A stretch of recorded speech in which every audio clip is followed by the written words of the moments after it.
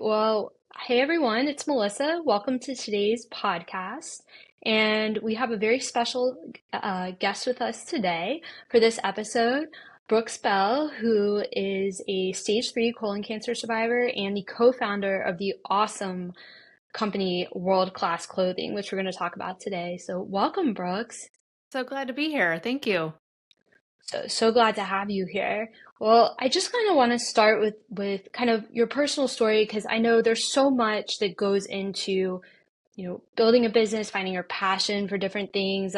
For each of us, especially, I know in our YMyHealth community, and I know everyone would really kind of like to hear how, world class came into being in early days. So first, if you could just tell us a little bit about you and what part of the country you're in and what industry you've been in prior to co-founding World Class Clothing.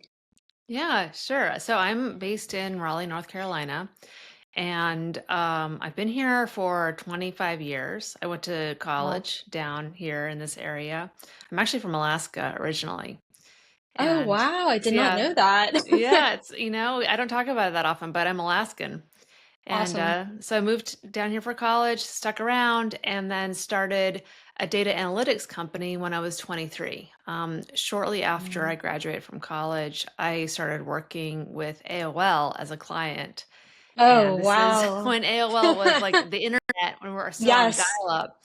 And so I started doing A/B testing and analytics with AOL and kind of launched my career. And eventually, so my company was called Brooks Bell, and it was a consulting company. And eventually, I had Nice. about 50 employees and worked with some Wow. of the top brands in the country. And we actually generated a couple $1 billion of revenue for our clients. Wow. That's Not incredible. for ourselves. We were still in the million, But range, but still, but still, no for your clients. That's incredible. Wow. What a cool story to getting into the field and accomplishing that at such a young age too. Yeah. Yeah, it was my whole career, running this company. And, Wow. so I have never worked for someone else. I mean, outside of a couple of, Wow. internships in Sure. college, but I've kind of been I've just always been running new companies, setting new things up. Very cool. Well, I definitely admire you for that, and I know there's so many in our community who are, entrepreneurs and looking to become entrepreneurs. So really appreciate hearing that, and being how busy you were and still are. Like so many people, under the age of 50, as they are building up their career and busy in life outside of that. Prior to your diagnosis. What did you know about colorectal cancer and kind of what was your perception of colonoscopies? You know. Yeah. So I was diagnosed with colon cancer, stage 3, when I was 38. And before that, I had heard of colon cancer, but it wasn't, I mean, I had no idea how big it was. Hmm. I remember, if someone had like quizzed me when I was maybe, let's say, 35 and said, "Hey, what are the top 10 cancers out there?" I would have said, "Okay, well, lung cancer, breast cancer." And then I'd be like, maybe prostate cancer, the ones you hear about all the time. And then I would have just kind of gone through and thought about all the organs in my body. I was like, Sure. oh, brain, bone, blood, maybe. I don't know. Start working through. Yeah. And probably the last probably I would have come up with would have been colon, because I don't Mm, think about a colon as an organ, sure. and we don't talk about colons. We don't say like, "Oh, my colon is so full." So we're Yeah. just not, there's kind of a blind spot for colons. And so I would not have considered colon cancer to be a top 3 cancer to be worried about. I know when I was 35, I had met with a naturopath, and Hmm. I was like, I was telling her I'm the CEO of a company. I work really hard, Yep. very stressed, traveling all the time. I'm doing my best to eat well, to exercise, but I am, just working really hard. And I'm thinking maybe, I want to get in front of like cancer, and I kind of want to do Mm, stuff ahead of time. Because I think I just probably saw the first Deadpool mm, movie, Mm. where the main character, in the near the beginning, he kind of goes and sees a doctor and is diagnosed with cancer, and they show kind of it looks like a more like a X-ray, and his body is lit up and Oh, yeah. with cancer. And I always would, when I would see stuff like that, I would always think like, oh, I don't know, you could have done something to prevent that. You should have Yeah. looked earlier, before that happened. I always thinking we should be doing this earlier, you know. And I thought, all right, I'm going to be that person and I'm going to check stuff early while it's lurking. I had this idea that Mm. cancer lurks in you Yeah. before you know about it. And so I talked to my doctor and she was like, that's not really how cancer works. It doesn't really lurk. It goes from nothing to something. And, unless you're having symptoms, you probably don't have cancer. And she was like, and you could do a CAT scan. I mean, you could do a mammogram, but those are just checking if you actually have cancer right now, which is Mhm. unlikely at 35. And I don't know. I took her word for it and I was like, all right, well, I guess I won't do anything right now. Mhm. In retrospect, well, she kind of was, it wasn't technically accurate. She actually had a blind Yeah, spot for colon cancer too. Technically, colon cancer does lurk. that's It right. lurks in the form of a polyp. That is exactly lurking, and it's a precancerous state. Yes. And so, sure enough, 3 years later, they found three polyps that had been there the whole time, and one was Incredible. already a tumor. And had my doctor just been a little bit more of a, I don't know, creative thinker, Yeah. he could have said like, well, there's polyps. You do have to figure out how to get a colonoscopy, which won't be easy, but like that is technically what you're looking for. Well, I love the fact that you were in preventive mode from the get-go, which you're so well ahead of so many people. And that's also, I talk about this all the time in my industry in public health. We're still trying to have that paradigm shift. We've been trying for years to have the thought process that you are having so much earlier on. And unfortunately, not enough people think that way. Good for you for even attempting initially to try and head off anything Mhm. at the pass. But yeah, no, and that's true about Colin. I agree with you. Yeah. It's not work, and we've made great strides in that, and you've made great strides in that. It's not at top of mind of those other things, those other Mhm. types of cancer. We just don't use the word colon. I think sometimes it's the Yeah. simplest things. We might say gut, we might say large Yep. intestine. We learn the word large intestine as a kid in our anatomy Yes. class, but we It's don't true. come back to talk about it. Like, what's the difference between large and small intestine and stomach? Yes. I don't know. Like, we don't talk about rectum or I anus. know. Like Yeah. all of that. You're like, it's like we think about it as your exhaust pipe. Like, only Right. gross stuff goes through there. We don't need to discuss it. It adds no value. So Hmm. I think that's how we've been thinking about our colon, and obviously it's vital to our health. It's Oh, our unbelievable. microbiome is in it, like our Yes. mood is driven, our anxiety, our immune system. Like Yeah. it's so important. Yeah, no, absolutely, absolutely. And you were like so many of us, being so busy in your career, you were actually at a work conference, I believe, when you Mhm. first started even experiencing symptoms. What were those and how did that kind of progress? I was at a work conference. My symptom, and this is very common for colon cancer, Hmm. I had blood in my stool. And it was significant. It wasn't like the bowl was red, but Sure. it looked like, I don't know. I looked down and I was like, it looks like I've been eating tomatoes. It's like Oh, tomatoes wow. are woven through. It was weird. I was like, Yeah. I eat tomatoes all the time. They don't show up like that. Um, so I was kind of confused. It definitely was different. And then Sure. I realized, oh, that's probably blood. And if it's woven through, I was like, oh, something is going on. And Hmm. so I called a doctor from the hotel room, Sure. and she was like, oh, it's a hemorrhoid. You're fine.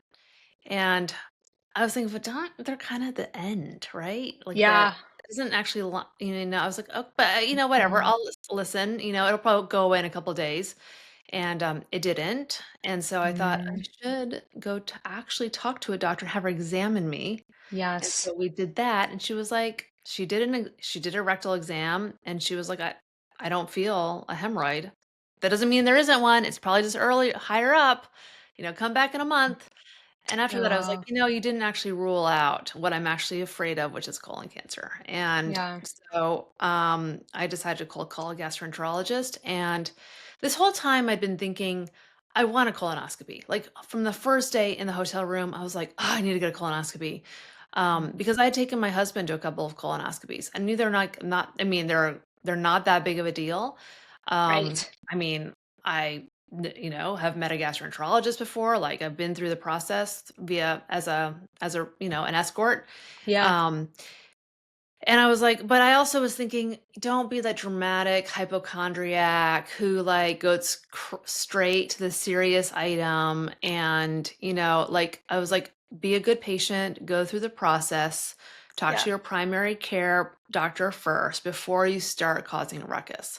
But after I went through those, I was like, you know what? I have to cause a ruckus. I Yes. have to. I can't. I'm still bleeding, and I can't possibly be healthy with internal bleeding. It's just not possible. Yeah. And so something is wrong and I have to get to the bottom of it. Yeah. No, absolutely. And I think so many people, to your point, uh, worry that they are going to cause a ruckus, but you're more important than the ruckus. That Yeah. each of us have to realize. So, no, absolutely. And how long would you say it took you before being able to get a colonoscopy? Like once you got to the gastroenterologist, because I know a lot of people fight with that to even get. I was very lucky. It was only 4 days. Oh, But it was wow. because I think it was actually the PA who she put in the order. Yeah. Um, I think she was thinking cancer. And so Mm. she put me at the top of the list. And also I saw her on New Year's Eve. And no one wants a Uh, colonoscopy over the holidays. So I think I that's was just right. lucky with timing where there was some Sure. last minute availability around the holidays. So I was able to get my colonoscopy 4 days later. And sure enough, I woke up and the bleeding was caused by a tumor. It was still pretty small tumor. It was 2.5 centimeters. And Uh, but it was once they took it out, I had surgery about 6 weeks later. sure. They took it out and were able to stage it, and it was stage 3. Fortunately, it was stage 3A, which Mm. for those of your audience that kind of I don't know are cancer curious, Yeah. there's multiple stages within a stage, A, B, and C. There's like two ABC, three ABC, four ABC. Mm. And with colon cancer, the survival rates are wildly different at each A, Mm. B, or C. It's actually the ABC that actually matters more than the one, two, three, four in many cases, Interesting. at least within Interesting colon point. cancer, especially. Yeah. I had an 87% chance of survival at a stage 3A. If it had been a stage 3B, it would have been more like, I don't know, low 70s. And It's so a big difference. and it was 1 millimeter away from being a stage 3B. So Wow. yeah, I Wow. was so lucky that I got it when I did. Otherwise, my Incredibly. anxiety would have been, I mean, I already Oh, had I would massive imagine. anxiety. Of 87% course. chance of survival is good, but that's 13% chance of Mhm. death in the next 5 years. And Yeah. for a 38-year-old, that's just not acceptable. Yeah. No, absolutely. And what was your initial reaction? Because you didn't have family history of Mm-mm. this. And that's so much, I think, ingrained in so many people that, oh, well, if I don't have family history, I can go get this at now. The age, with average risk is at 45, but prior to that, 50. And they're like, it's not in my mind. Yeah. Um, but, but yeah, I became obsessed with polyps. I was just like, oh my understandably. God, polyps are everywhere. So many people have them, Yes. and we don't talk about them, and there's no symptoms. We don't know why they form. I mean, I started asking all the questions about polyps because I had three of them. Sure. And there was no reason to look. I couldn't have qualified for a screening colonoscopy. Mm, I started asking questions of like, wait, what is the science on like what is the prevalence of polyps in 30-year-olds and yeah. 40-year-olds and Great questions. 20-year-olds? And we don't have the data because we They don't do don't do this stuff. colonoscopies Yeah, for those age exactly. groups. So therefore, because we don't have the data, we don't have the evidence. That means guidelines are not going to be Mm-hmm. Take that into consideration. And things are rapidly changing. Colon cancer is going up rapidly in people under the age of 50, and which means polyps are going up rapidly. Yes. Or maybe they're Yes. turning into cancer more often, or I mean, we don't know. Like we're not looking. No one's paying. No one is there to pay Yeah. for that research to recruit, 1,000 people for an early colonoscopy. And so I think I mean, that's kind of like the supply side of the problem, the guideline supply and policy side. Yeah. The other side of the problem is the demand side for colonoscopies. People don't Yeah. want a colonoscopy. Yeah. So why is someone going to go out and try to increase the supply of colonoscopies when people are like dragging their feet anyway to get it? Yeah. That was actually after asking all these questions and being kind of obsessed with the whole thing. I was like, I think that's something I can affect. It's the easiest thing Yeah. as a non-medical person, as a survivor, as a Yeah. marketing entrepreneurial type. Yeah. Yeah. I can try to make colonoscopy sexy and Yeah. approachable. Like, how do Yeah. I get people very excited about colonoscopies? And that is not, I mean, my whole business was actually persuasion using data. I mean, we persuaded millions of people to sign up for AOL. We've persuaded, probably millions of people to buy a pair of Under Armour shoes. They were one of our clients. Wow. And so we are good at persuading people to take action. I was like, who else can try to get people to want a colonoscopy? Especially since the data is there. Like Yeah. polyps are Oh, very absolutely. scary. And this is a Yeah. preventable, basically, they prevent colon cancer. Like, I find that Mm. extremely empowering and exciting. Um, and, Likewise. I feel like that's actually an attainable thing. Well, you are perfectly suited. I didn't realize your business as far as was persuasion and doing that in your industry perfectly suited for this. I mean, really, because that is one of the biggest challenges, I think, is people the demand's not there. But also I think people don't know that the demand needs to be there. Yeah. And that's a big thing. And I for different reasons, have been very obsessed with polyps, probably I'd say about 10 years now because of learning some family history. And I started asking a lot of questions. I was not having my physician really talking to me about it. And I started talking to other people actually through interviewing them through work, ironically. And that's how I kind of began to find out the information, which we try and highlight all the time about the difference in if you have family history of polyps and if you have family history of colon cancer, both of them mean an earlier first screening. And a lot of people don't tell people that. And so I think to your point, knowing that and increasing the demand for it. And also just making it like not that big of a deal Yeah. to It's go not a get big a deal. colonoscopy. It Yeah. really isn't. There's so much fear. And I mean, and it's interesting all the different ways that people are afraid of it. They're afraid of a Yes. cancer conversation. They're Yes. uncomfortable with, an anal probe, a very deep Sure. anal probe. I get that. Sure. Um, they are, the prep is notorious. Yes. Um, and it's just they're imagining like incontinence, like they're imagining having like an accident in public, like Sure. humiliation. Sure. It's just like all of these things. And then for men, there's a little bit of emasculation, like bending over, Sure. like Sure. the whole idea is uncomfortable, but it is pretty far from, I mean, it's when you actually go through it, not a big deal. You have to like plan for it. You do Sure. need to take a day off, and it is Yeah. like a process. It will like consume your whole like self for Yeah. basically really 24 hours mainly. Yeah. It's the prep day is the challenge, but it's not like it's not what people think it is. Sure. First of all, it's we think about it as three simple things. It's a fast, a cleanse, and a nap. And so the fast, I find the fast to be the hardest part. The idea that you Likewise. suddenly you can't eat, and as soon as you can't eat, you want to eat. The Absolutely. psychology of you can't eat. But I also try to counter that by saying like, oh, but you can, this isn't like a low calorie thing. This is not actually about it's not actually about like reducing sugar or something or some other helpful thing. Yeah. Healthful. I often like say like today I'm gonna have a root beer. I don't get to have root beers the rest of the year, like I'm gonna eat some like delicious soda stuff that I don't get to have the rest of the year.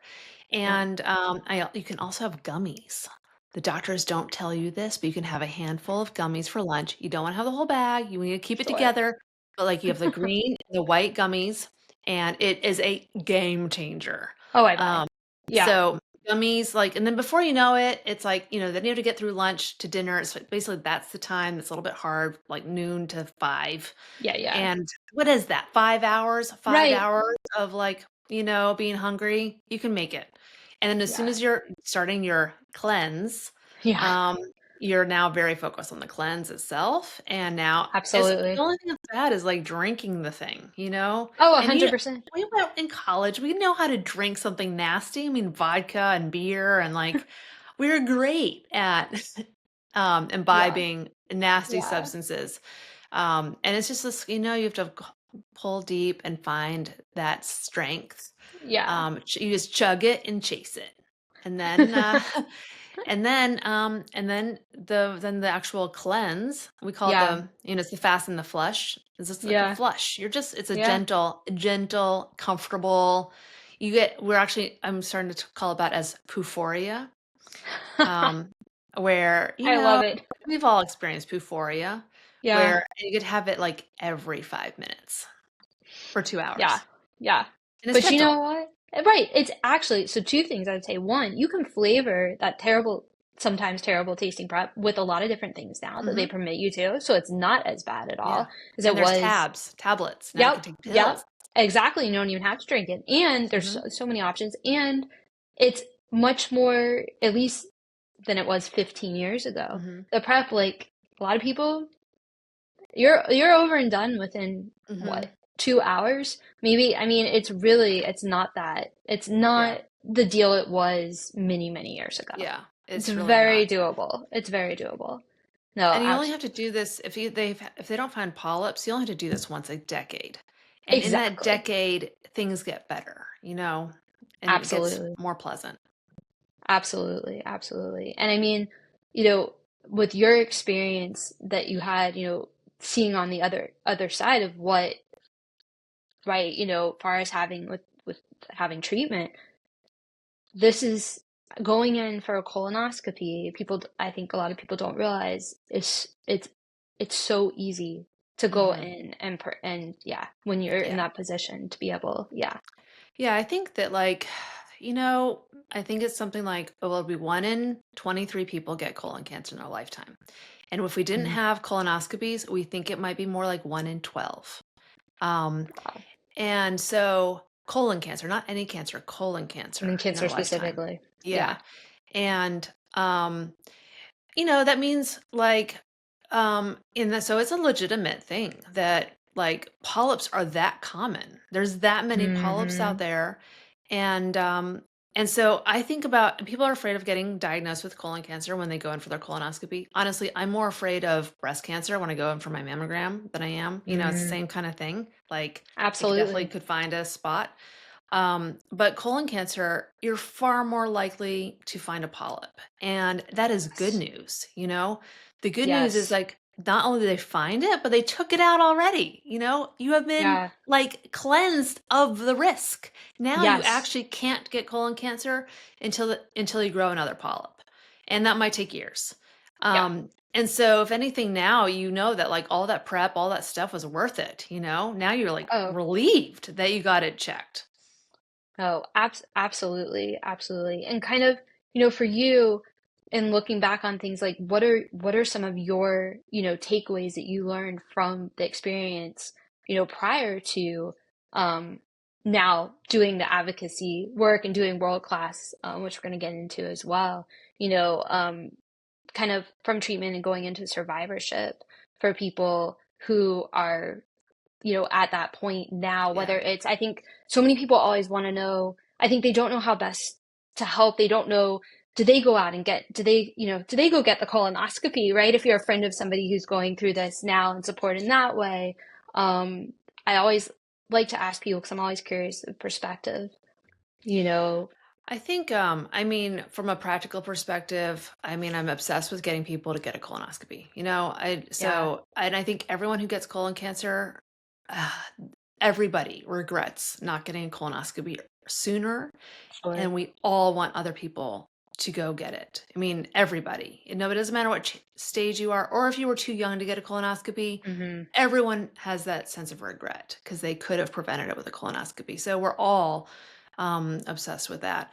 I think, more like, I mean, getting cancer changed my life deeply. And I've had to look at more my mortality, especially in those Hmm. first couple of years. Yeah, The anxiety, it's like it's powerful fear and anxiety. And you're so helpless. You can't, it's like pain. The anxiety itself is painful. mm, And you can't shake it, like you just can't, yeah, you can't escape the anxiety. Um, and it's a very, very powerful period of time. Um, and I don't know, it changes you. I mean, of course, it kind of yeah, traumatizes you, but also changes you yeah. and helps you, like, I don't know, have a much, I mean, a much clearer sense of priorities.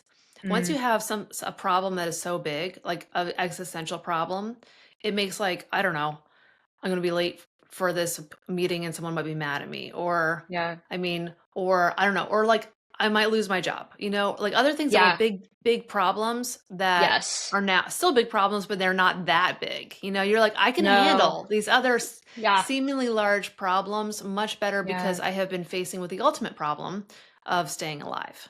yeah, And so I think, I think, I see that, I mean, is cancer a gift? No, but like it's it's not without its benefits, sure. getting to face your mortality so deeply. If you are Mm, lucky enough to make it to the other side and not die in the process, mm, you do emerge with like more clarity and perspective that's hard to get without having that kind of challenge. Um, I think another thing is I appreciate energy, like actual physical energy. It took me a yeah, few years to get back to that. Chemo like destroys your energy stores. mm, And, I was, even when I was like kind of done with chemo and kind of now getting coming out of the woods, I yeah, was still so tired. My body had not fully recovered, and I was like, "What's the point of living another 50 years if I don't have the energy to do anything?" sure. So it was sort of a really appreciation for quality of life rather than quantity of life. And so eating well, exercising, getting the sleep, like, is so all that self-care is so important because, like, if you don't have good Oh stamina yeah. and energy, like, what are you gonna do? You can't do anything with this amazing life you have. Absolutely. No, I deeply appreciate everything you just said. I think for so many people, especially, different cancer survivors who have been part of the YMyHealth community directly, which you're now a part of as well, they're just going to appreciate that so much and it'll really resonate with them. But Mhm. yes, I think a lot of us still don't know there to your point, there are different levels of challenges in life and different problems, but this is the yeah. This takes the The cake. oh, absolutely. And far as energy too. And it takes so much energy to be a person under the age of 50, just in general, Mhm. with your Yeah. lifestyle and everything. Like, let's be honest. And so to it's something you need every day. And so Yeah. to be having to get that stamina back and once you completed treatment, you showed no evidence of disease, and you became, officially a colon cancer survivor, what initially sparked your idea that, I want to start something that's going to Mhm. spread the word about colonoscopies, their importance, how you can do this, Mhm. empowering people to do this, and ultimately put, colorectal health on the map for Yeah. people who are under age 50 because it's a a bold endeavor to do Mhm. that, especially with everything you had been through. Yeah. It was, I mean, it's kind of a longish story. I'll try to keep it shortish. Okay. I there was a lot of kind of personal development in the years after I finished treatment. Mm, You think you've like beat it, you're done as soon as you ring the bell with your last chemo. It's actually the beginning of mm, potentially a huge amount of personal change.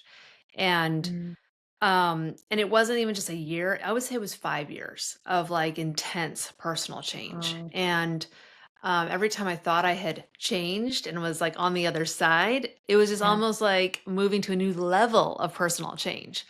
And Oh. that I didn't even know was there, you know. Um, I after I finished treatment, I joined a nonprofit and was focusing on trying to get a celebrity to get a colonoscopy. We actually got Ryan Reynolds to get a colonoscopy as part of Awesome. Lead from Behind. And I kind of thought I had arrived and was going to do all this amazing things. And that was actually the coolest thing I will ever do, is to recruit Ryan Reynolds and Oh, I bet. and there was a lot of luck, a lot of serendipity. It was not just, I mean, it was the universe pulling that together. Like his team was amazing. I mean, a lot of things went right to actually get that across the finish line. So, and Awesome. when he got his colonoscopy, anyone wants to see, there was a video that was made with him and Rob McElhaney both getting colonoscopies. Just Google Ryan Reynolds colonoscopy and it'll come up. It got 16 million views in a week and led to a Wow. 36% increase in colonoscopy appointments nationwide, probably Incredible. for a couple of months. But we think it prevented cancer, maybe, I don't know, 1,000 people. It's hard to know what that would be, but that's kind of our best That's guess. still a lot of Yeah. people. Oh, you must have been so proud. And after that, I left the nonprofit and moved on. And I learned a lot in the kind of process of that. I've learned that like nonprofits are hard, Yes. and it's just fundraising is hard. There's just a lot of like, there's a lot. I mean, nonprofits are a lot like non for profits, and the things I don't like about for profits are, also the things I don't like about nonprofits, and or that's what I learned, Yeah. and I kind of coming out of that, I was like, oh, but now what am I going to do? Like, I was kind of burnt out from running my for-profit company for 16 years. I was kind of done with capitalism. I'd been in enterprise space. I was very proud of my team and what we accomplished, but I kind of blame it for honestly getting cancer at a young age. I mean, that's not, it's just an emotional response. We all want to blame something. For me, I blame Yeah. that. Whether or not that's true. That's Understandably so, time yeah. and energy wise. Yeah. Yeah. So I kind of was like, no more for profits for me. And I was like, but I don't want to do a nonprofit either. Like, oh, fundraising, asking for money. There's so Yes. many nonprofits out there. And now I can see the challenges of that. This is not a panacea, of what to do with the rest of my life. And I was thinking now, what is really like, how can I have an impact Mm, in this colon cancer space? How can I use my skills and my yeah. passion, and how can I do it in a way that is like healthful to me, like where I one of my insights was that like when I'm inspired I can inspire others.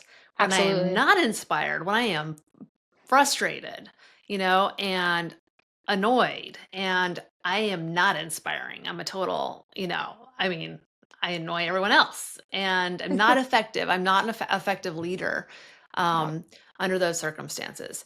And so I thought I need to be inspired to be an effective leader and to have to be effective at anything. And, Sure. and and I was thinking, to be inspired, I need to be having fun, I need to be with Mm, friends. I can't be alone. I have yes. to, be doing this with a team of other people who really are, have the same passion. And so and it has to be creative. My it actually started as a like, so I had already planned to take a 6 months off, like fully off, Mm. to say like, I Oh, promised wow. myself you won't start anything new, no new companies, like no new projects, no new boards, nothing new. You're going to sit Mm, quietly and think about, like, learn about yourself basically. And that's when I started mm. learning about being inspired and all that. Yeah, And yeah. then I talked to an astrologist at the beginning of this period Oh, of cool. time, and she was like, you are going to have a creative birth this year. Oh, And I was wow. like, oh, a creative birth. What does that mean? Yeah, yeah. I mean, how do I get knocked up for this birth? Like, I had all these questions about this birth, this so-called birth. Yeah. And I don't know, it really stayed with me. And I don't know. And so I don't think it opened my mind up to sort of like the possibilities.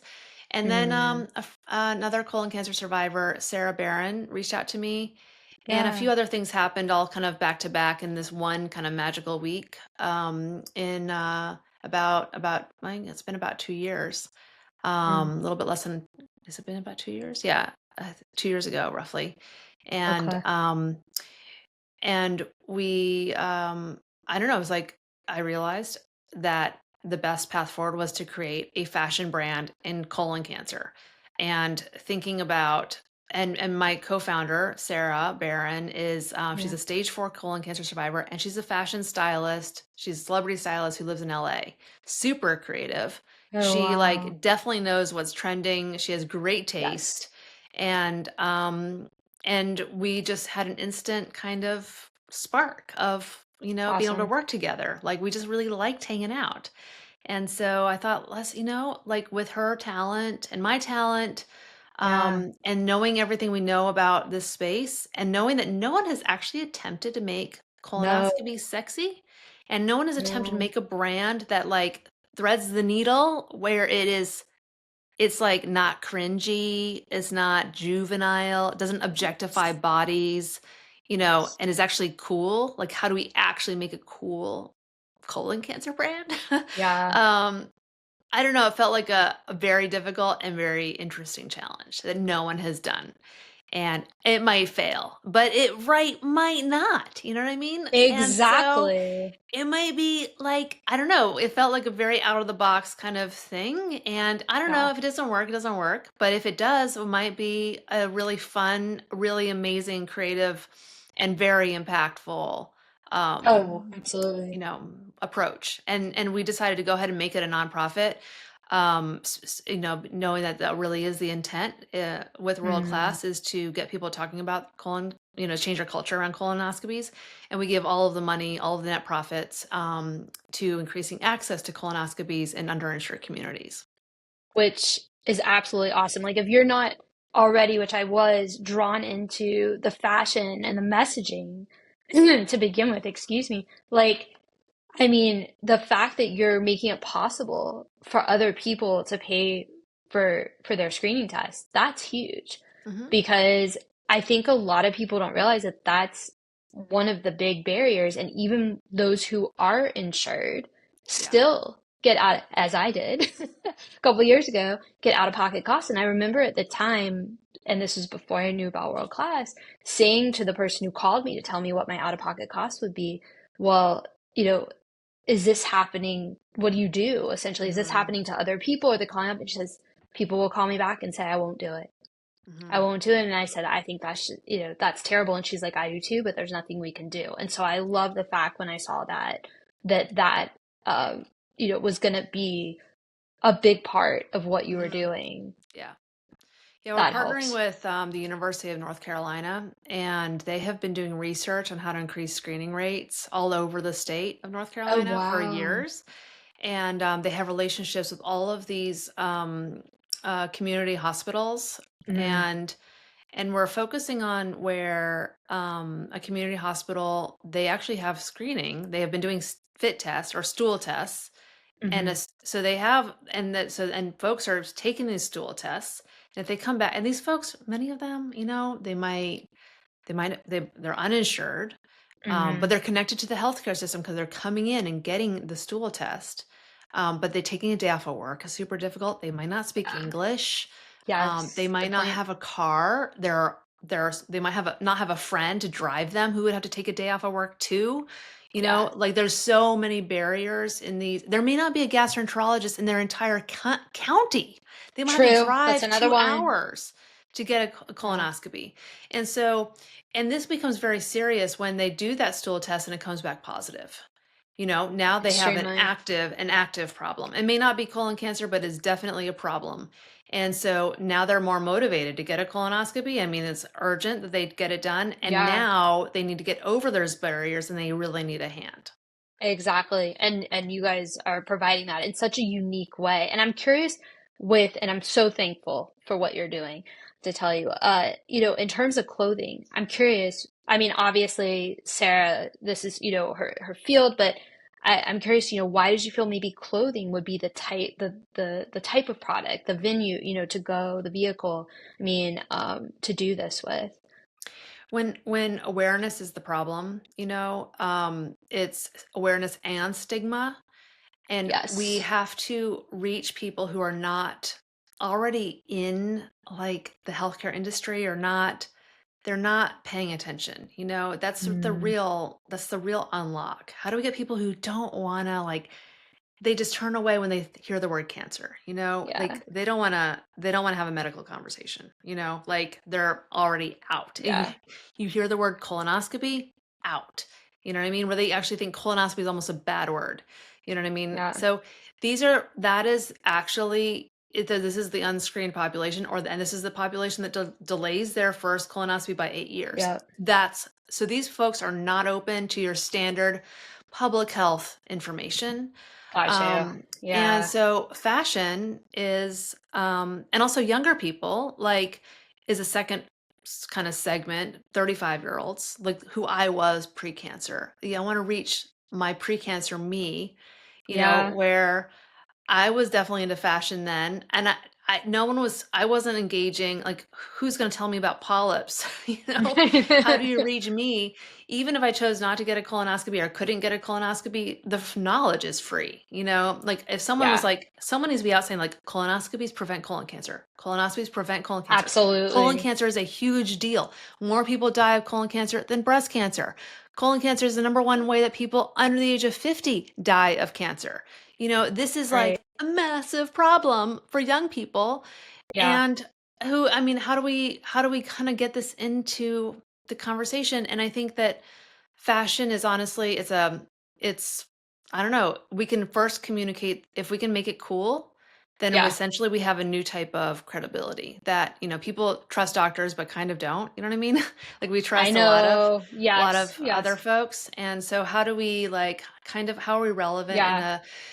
a, when, I mean, there is an opportunity for voices like ours to reach people, and we are Absolutely. very responsible with the claims that we make. We want to be, have data that is the doctors agree with, Of course. but use our ability, or the fact that we're survivors and that Yeah. we have good style to reach people in a way that maybe they haven't been reached before.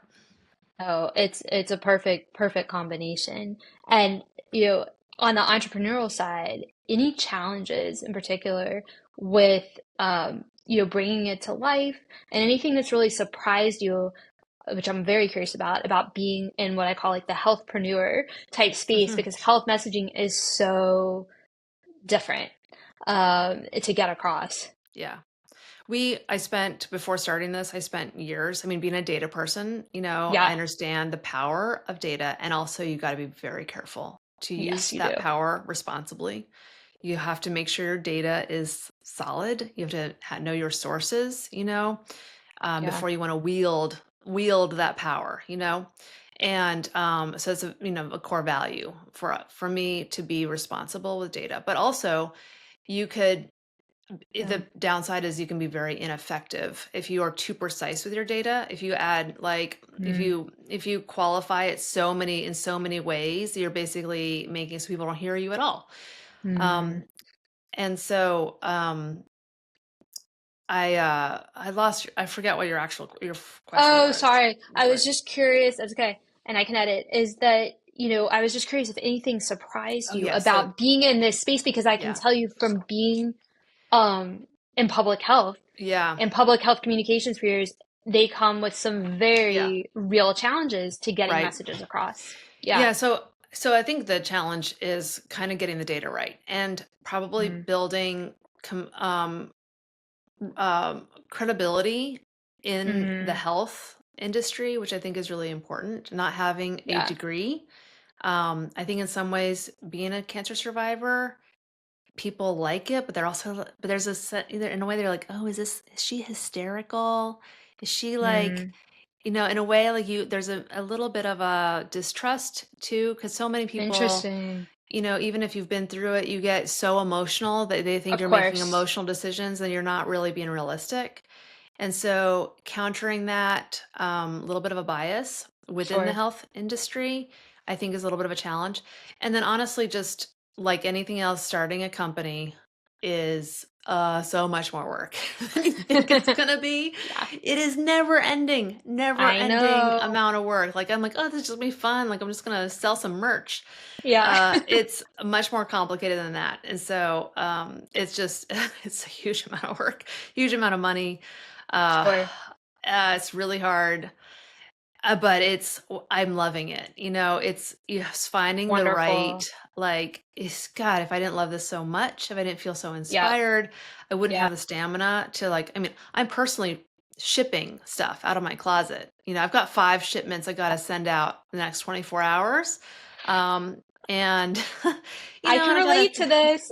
yeah, there's just, uh, I mean, there's just, and that's, I mean, there's so many other things.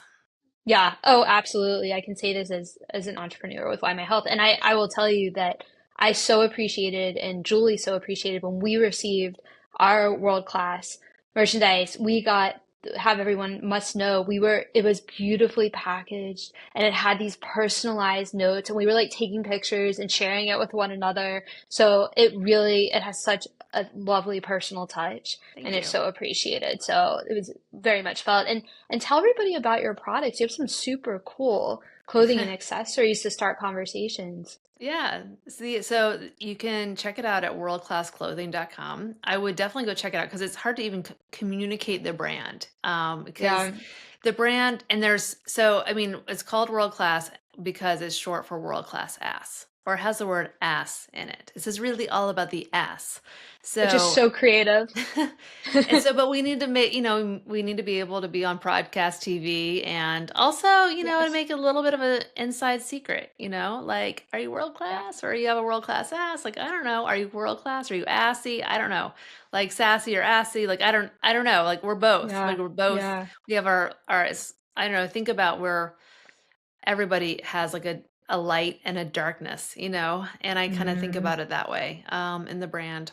So we design a line. It's a lot of kind of comfort clothing, some sweatshirts, some sweatpants. We have a whole sweat set that's matching.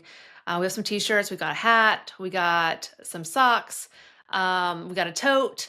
There's typically 3 kind of lines. We have the world class line, which basically just says world class. And Hmm. this is the sweat set. It's made in LA. It's 100% cotton and designed from scratch. It's our Wow. signature items. We love it. Then we also have our ass line. It literally says ass, but it's kind of like a colon style. You don't have to really Yes. see it. We have an ass hat. We have an ass hoodie.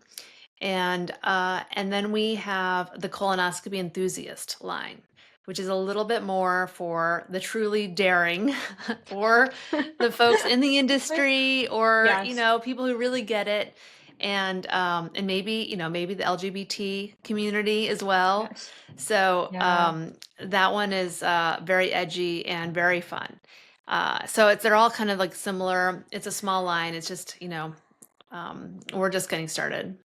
Well, I love your products. As you know, I have the tote, the colonoscopy enthusiast bag, which pretty much describes me from many years ago, and continuing to tell people after I started getting mine and encouraging other people to do that as well. So I love that bag, and I highly Have you had encourage everyone to one. conversations? Do people like come in and I say like, "What is that?" Yeah, I do. First they laugh at first, which is good because you want them to like react with the humor, and then we start talking. Hmm. And yes, yes, yes, they Yep. do. They do. It is definitely a conversation provoking Yeah. Double accessory, and I take. All people are yeah. like, "What Oh, could it's you mean?" genius. Yeah, no, it's absolutely genius. So they do. So it's working Hmm. in terms of the conversations for sure. But yeah, but definitely encourage everyone to go and check all the products out and purchase them because Yeah. they're awesome and such, even as far as like the shirts and you're talking about um the sweatshirt and pants, Hmm. like they're so, so comfortable to So wear. comfortable. So That was a yeah. priority that, there's so much, I mean, being in corporate for a long time, there's so much corporate swag everywhere. Hmm. And I care a lot about fashion. I care about quality, and I mean, I'm just not wearing like that corporate swag. It's just not very Yeah. good. Like No. once you're, once you have quality clothing, Yeah. just you can just tell there's just something Yeah. about it. It's just not great. And so we wanted to start with like the idea that this has to be good. It has to have that like Yeah. ineffable quality where Yeah. you just keep reaching for it because you look good in it. It fits Yeah. well. It feels good. It Yeah. breathes. It like holds up. Like the one I'm wearing, I love I that. mean, Yeah. you can kind of start to see there's some Looks so stains because comfortable. this is over a year old, and it's been Mm-hmm. laundered like a Loved. hundred It's times. loved. It's holding on, and I'm really, I'm proud how Yeah. well there doesn't pill at all, and Yeah. I reach for it every day. And No, now we have the sweat set now is like the same which is thing. I so put it on, I nice. can't even take them off. Yeah, I don't even feel them on. They're like, they're amazing. So really proud that the stuff that we designed from scratch has come out so well because this is our first time doing it. Very lucky that it came out so well out Yeah. of the gate. And then all the other items kind of flesh around the Mm. sweat set is really the item. Oh, well, absolutely. No, the quality of the products, I can say this firsthand, and receiving them of the materials is extremely high quality and will hold up very, very well for a long time. No, no doubt about that. And, lastly, kind of as an entrepreneur, what would your advice be to other people under the age of 50 out there who want to find a way to help bring education and awareness to other areas of health? Because there are a lot of us out there, obviously with YMyHealth, we're one of those, but that feel like they're things that are super important, but they're flying under the radar Hmm. for people under age 50. So would love to hear from you on that. I think you first start with a mindset that like you're healthy, but also, we're surrounded by toxins and all kinds of stuff. And that something can happen at any time, like, and Yep. that you have to be engaged. Like, you can't really count on like another 50 years of life, like it Yeah. is helpful. And you find the balance where you want to be like, not terrified, but also Yeah. you don't want to be hypochondriac exactly, but you also want to, know that you really can't count on it. Like, you Yeah. can't ignore it. And there's a lot of benefits to being healthy, your Yeah. energy, your anxiety, like so many sleeping, like all those things are so important at all ages. And I think people are getting that now. I don't think this is new information. I Oh, think that absolutely. it's finding the right balance of like, your doctors are very smart people and they care a lot. And they're doing their best, and it's a difficult situation. And so finding the balance where you trust your doctors, but also Yes. know that you are the one that carries the downside if they get it wrong, Yes. And so I don't know, like there's no easy answer, but I don't know. Yeah. I'm a fan of kind of experimenting with my body, getting to know my body. Like, I like trying different supplements. If it doesn't work, stop using it. If it does work, Yeah. great. Like, there's going to be all kinds of stuff that does not have enough evidence for a doctor to prescribe, and doesn't Sure. mean it doesn't work for you. Worst case, it might, maybe some can do damage. Like, herbs can be quite powerful, but Sure. I don't know, just being engaged in your trying to get to optimal health rather than just, being in the normal range. Oh, And great. asking questions. And of course, colon cancer, colonoscopies, know about your polyps. And specifically with a colonoscopy, it is difficult to get a colonoscopy before you're 45. They'll be Yes. paid for. You could pay for it if you got a couple grand sitting around that you want to blow on a colonoscopy rather than a cute handbag. Like, go for it. I, but I understand if you don't want to do that. The second is, so trying to get it covered by insurance. Find out if you have family history. And what does that mean? Does your parent, you're not a grandparent, but a parent, have they had cancer, colon cancer? Ask them if it's colon cancer. You might, I thought someone had like stomach cancer and it was actually colon cancer. The stigma, Mm. you might be surprised that you have more Yeah. family history than you realize. And find out about their polyps. If you have a polyp that is if your parent had a polyp that's over a centimeter, that counts as if it was cancer. So start Yes. asking about their polyps and the size and the age that they found them. And if they have had, and then basically that might earn you an early colonoscopy. You should get it 10 years before they found that polyp or that cancer, or at age 40. If you want to get it way earlier, you got to be like, then paying attention to symptoms, blood in your stool could be a lot of stuff. It's probably a hemorrhoid. but it's could also be cancer, and it can earn you a nice, sweet early colonoscopy. And then you might find out if you have polyps while you're in there. Yeah. All excellent pieces of information for everybody to keep in mind.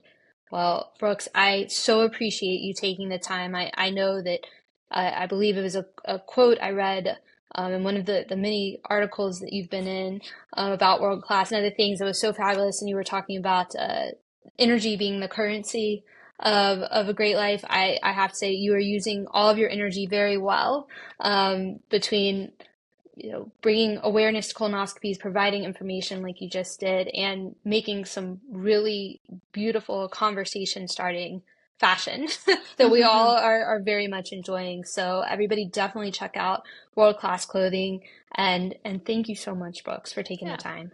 Thank you so much for helping me spread the word. Your audience can go to worldclassclothing.com or follow us on worldclass_clothing on Instagram. And just go check out the website. You'll find so many ass jokes. Even the FAQ is full of them. I find it hilarious. It's a hilarious site to enjoy in the meantime. But yeah, check out our stuff. Hopefully, you can you can join our tribe of Def- colonoscopy enthusiasts. Definitely, definitely everyone will. Thank you so much, Brooks. Thank you so much. I appreciate happy to be on the show.